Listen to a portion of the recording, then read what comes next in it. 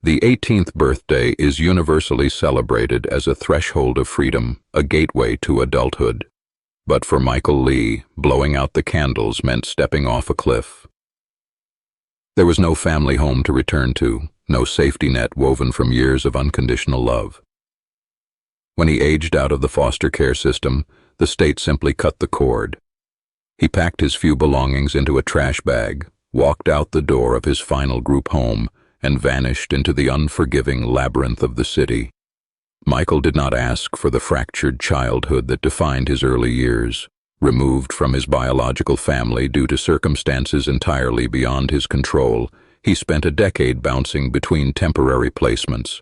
Each new house meant a new school, new rules, and a new reminder that he was a transient guest in someone else's life.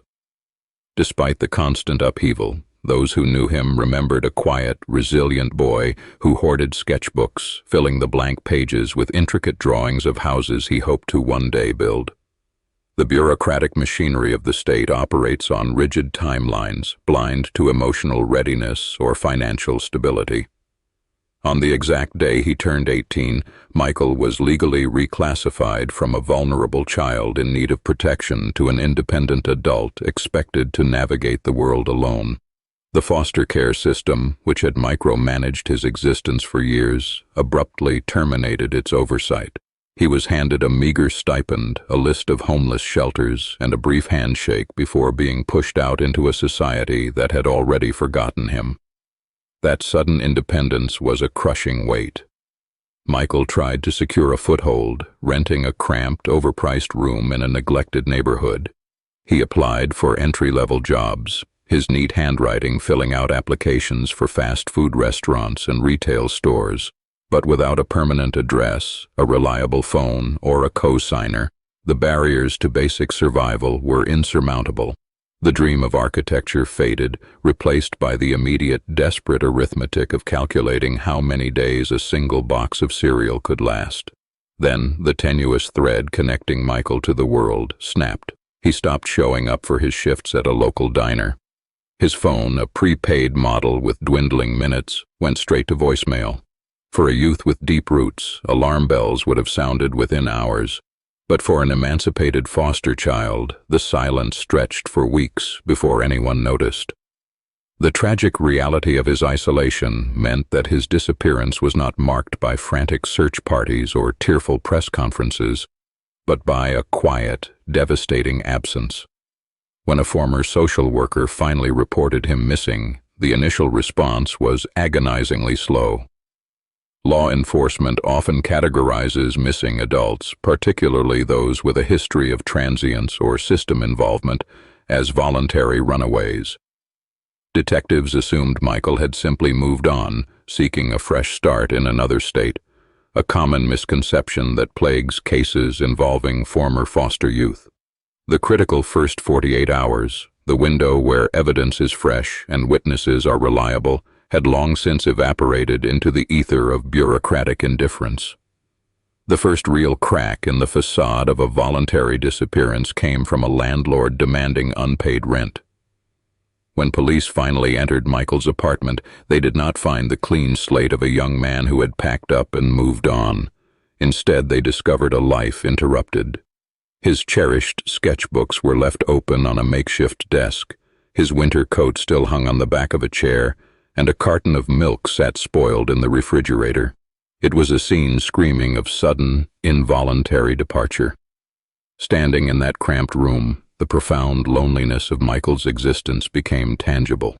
The abandoned drawings were not just evidence, they were the artifacts of a stolen future. The realization hit the investigating officers with a heavy, sickening dread. This was not a young man who had run away to chase a new horizon.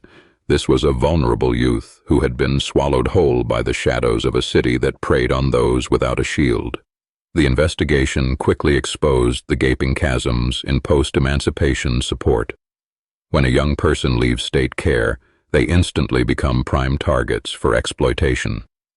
Predators recognize the hallmarks of systemic neglect, the lack of emergency contacts, the desperate need for housing, the hunger for connection. Michael was navigating a treacherous landscape without a map, surrounded by hazards that the child welfare system had completely failed to prepare him for. His extreme vulnerability was not a personal failing, but a direct consequence of a broken safety net. Months of agonizing uncertainty shattered on a freezing Tuesday morning. A city sanitation worker clearing an illegal dumping site on the desolate outskirts of the industrial district made a gruesome discovery. Concealed beneath discarded pallets and industrial debris were human remains. Dental records soon confirmed the devastating truth. It was Michael Lee. The boy who had spent his life searching for a permanent home had been discarded in a wasteland, his life violently extinguished before it had truly begun. The recovery site offered grim, fragmented clues, transforming a missing persons inquiry into a complex homicide investigation. The medical examiner determined the cause of death was blunt force trauma, indicating a sudden, brutal attack. Yet the location where he was found was likely a secondary crime scene. There was no blood spatter on the surrounding debris, suggesting Michael had been killed elsewhere and transported under the cover of darkness. The killer had gone to great lengths to ensure the body would remain hidden among the city's forgotten refuse. The brutality of his end stood in stark contrast to the gentle nature of his life. Michael had never been involved in gangs, had no criminal record, and possessed nothing of significant monetary value. He was a survivor who had endured the emotional whiplash of the foster system, only to be met with lethal violence the moment he stepped outside its flawed protection. The inherent injustice of his death fueled a burning question. Who would want to murder a young man who had nothing left to take? Answering that question proved to be an investigative nightmare. The trail was not just cold, it was practically non-existent. Because Michael had been missing for months before his body was discovered, physical evidence like DNA or fingerprints had been degraded by the elements. There were no surveillance cameras in the remote dumping ground, and canvassing the area yielded no witnesses. Detectives were forced to reconstruct the final days of a ghost, tracing the faint footprints of a young man who had been virtually invisible to society. Digging into Michael's final weeks revealed a desperate struggle for survival that mirrors the plight of countless aged-out youth. He had frequented day labor corners and plasma donation centers, environments where the desperate mingle with the dangerous. In these marginalized spaces, exploitation is a currency. The investigation highlighted a grim statistical reality. Young adults transitioning out of foster care experienced disproportionately high rates of homelessness, incarceration, and violent victimization.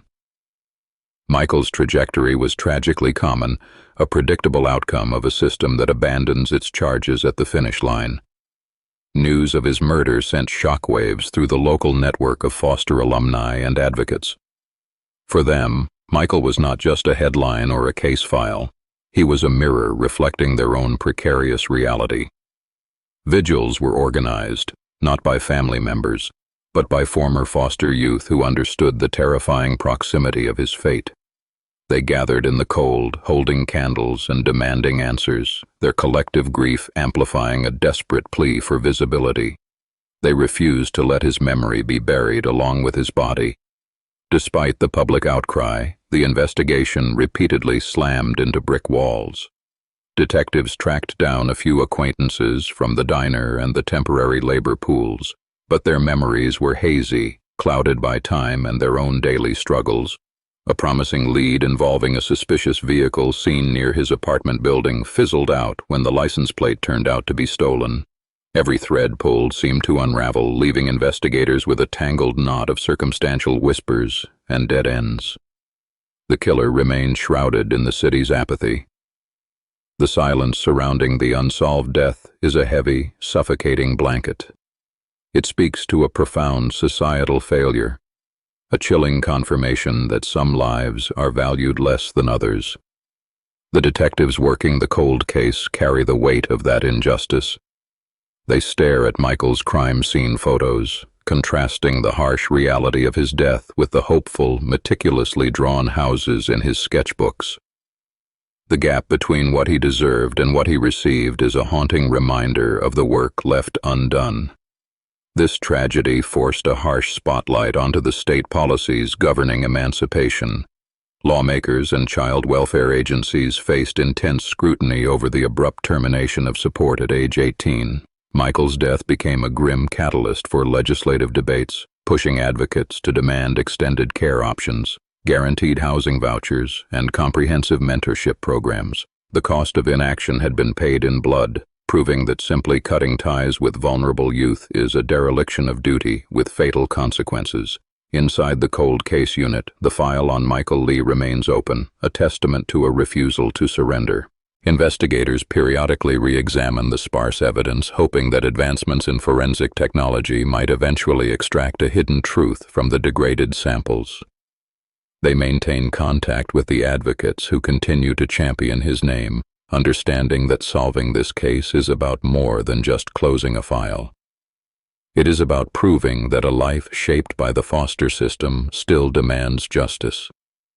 The memory of the quiet artist endures against the odds. Those who shared group homes with him still speak of his kindness, his quiet determination, and his unwavering belief that he could build a better life from scratch. He was a boy who sketched blueprints for a future he was violently denied. Remembering him as a dreamer rather than just a victim is an act of defiance against the anonymity that his killer and society at large tried to impose upon him. Yet, the frustrating reality of the cold case persists. Years have slipped by, and the initial urgency has inevitably faded from the public consciousness. Witnesses move away, memories degrade further, and the physical landscape of the city shifts, burying the past under new concrete. The perpetrator walks free, perhaps emboldened by the knowledge that preying on the disconnected offers a terrifying shield of impunity. The lack of resolution is a festering wound for everyone who fought for Michael's right to exist. The unresolved nature of this crime serves as a glaring indictment of our collective priorities. When a child is taken into state custody, an implicit promise is made to protect them. Aging out should not be a loophole that absolves society of that promise. Until the structural failures that left Michael exposed are dismantled, the danger remains ever present for the thousands of young people who step out of the foster system every year, carrying their belongings in trash bags, walking into the unknown. The tragedy of Michael Lee is not just that he died, but how he was forced to live his final days, isolated, unmoored, and entirely unprotected. His unsolved death echoes through the empty corridors of the welfare system, a haunting melody of systemic betrayal. It forces us to confront the uncomfortable truth about who we choose to protect and who we allow to fall through the cracks. The silence of his cold case is a deafening roar, demanding accountability. Justice for Michael Lee may still be waiting in the shadows of a neglected file, hidden in the conscience of a silent witness, or locked within a microscopic fragment of DNA. But until the day the truth is finally brought into the light, his story remains a crucial testament. Investigating the unsolved death of a young man who aged out of foster care is not just about catching a killer.